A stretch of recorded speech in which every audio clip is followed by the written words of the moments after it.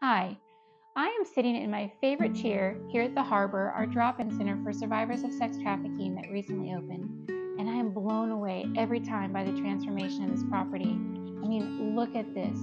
Just 2 years ago, you could not even see this property because of the overgrowth and the neglect. In fact, when you walked in this very room, all you could see was filth and drugs and empty food containers.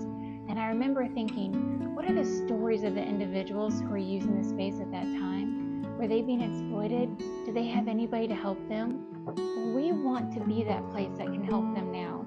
We want to partner with first responders, medical personnel, victim advocates, and community members to let people know that they can now come to get a hot shower, a warm meal, clean clothes, and most importantly, the love of Christ through a listening ear, case management, and support so that their stories can be transformed just like this property was.